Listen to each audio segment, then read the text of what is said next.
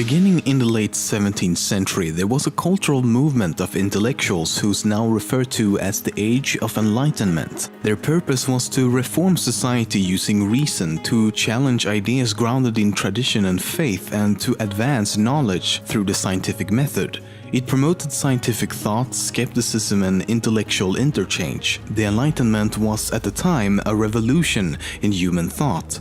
In 1776, a German philosopher, Johann Adam Weishaupt, formed a secret society in the state of Bavaria in Germany named the Order of the Illuminati. But only a few years later, in 1785, the order was infiltrated and suppressed by government agents of the newly elected ruler, Charles Theodore. He saw the increasing popularity of these secret societies such as the Illuminati as a threat that could potentially overthrow the Bavarian monarchy. Since then, it's not known what actually happened to the group, which had allegedly amassed over 2,000 members all across Europe. In the years to come and to this day, there have been several claims and of course conspiracy theories that the Illuminati still exists, that they are behind such events as the French Revolution and the assassination of John F. Kennedy. Many also believe that they have infiltrated governments across the globe and that they are controlling and manipulating world events, supposedly to create a new world order with a global government in control of all of humanity. But as stated, there is no evidence that the Bavarian Illuminati survived its suppression in 1785.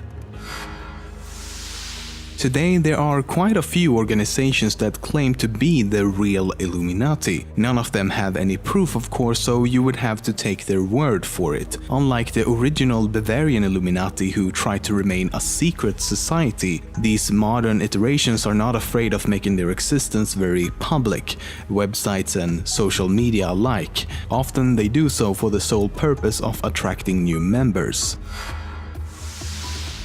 The group started out with only 5 members in 1776, and the plan was for the 5 of them to use a unique moniker instead of their full names. Weishaupt became Spartacus, and the other 4 were nicknamed Ajax, Agathon, Tiberius, and Erasmus Rotterdamus, and they preferred to be called the Perfectibilists rather than Illuminati.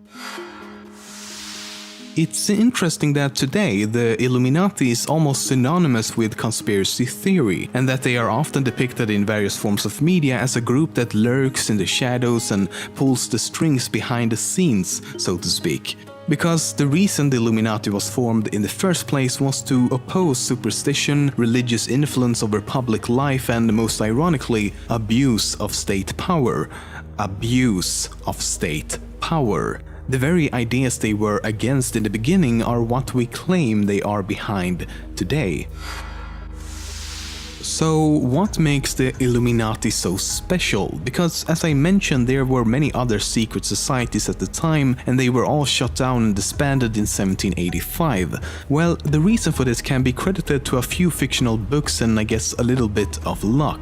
As early as 1798, a book titled Proofs of a Conspiracy was published with the theory that the Illuminati had survived and represented an ongoing international conspiracy. The book proved to be very popular at the time, but after a few decades of speculation, the theory died down. It wasn't until over a century later that the fictional book series titled The Illuminatus Trilogy brought the theories back to life. However, some people believe the books to actually be true, and ever since the conspiracy theories about the Illuminati has grown more popular than ever before.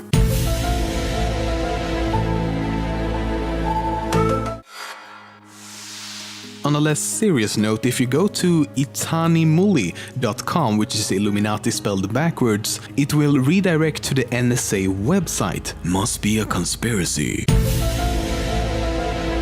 Nope, turns out it was just a guy from Utah who purchased the domain and redirected it to the NSA.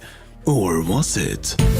Maybe I'm making fun of this only to deflect from the fact that everything you've heard about the Illuminati is true. Nah, I'm just kidding. Or am I? Yeah, I'm definitely kidding. This is not true at all. Or am I? Yeah, I'm kidding, okay? Move on. Or was it? What? The name Illuminati comes from the Latin word illuminatus, which means enlightened. Illuminati can also be used as a word and would then mean a group claiming superior enlightenment on a particular subject, especially religion. But I seriously doubt you will have much use of that word in everyday life. So when the Illuminati disbanded, what happened to Weishaupt? Well, he actually managed to flee the state of Bavaria and lived out his life in the city of Gotha. I don't think I'm saying that right. Before his death in 1830, he wrote a series of works on Illuminism, but other than that, he was never involved with anything relating to the Illuminati again.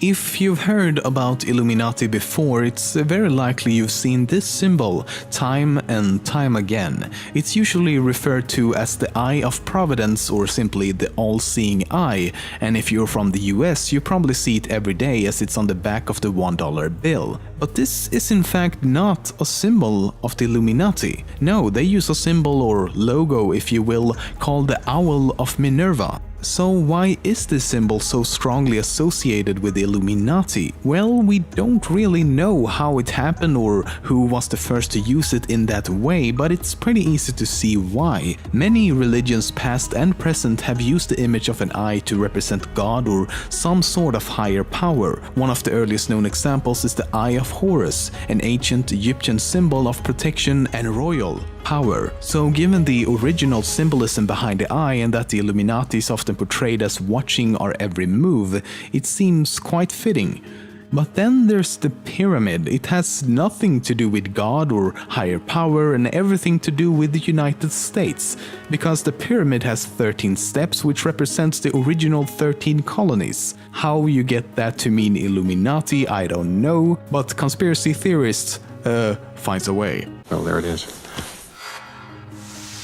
So let's talk about these conspiracy theories we hear so much about. What is it exactly that some people believe that the Illuminati does? For example, some believe that Weishaupt traveled to the US after the Illuminati was banned in Bavaria and killed George Washington before taking his place as an imposter. As such, the portrait seen on the $1 bill is said to actually be Weishaupt. And while you could say that he has slightly similar features, I'll give you that. Everyone looked like this back then. Even so, to believe that George Washington could just be replaced without anyone noticing is, well, quite retarded to say the least. We're talking real life here with actual people, not some sort of comic book universe where a pair of glasses equals I'm a completely different person. Yes, Superman, we all know it's you. This is of course just one of thousands of theories out there. Others include that the Illuminati is behind 9/11, the assassination of John F. Kennedy, that they faked the moon landings, and more recently that many celebrities and famous people such as Jay-Z, Queen Elizabeth, Beyoncé, among others, are all part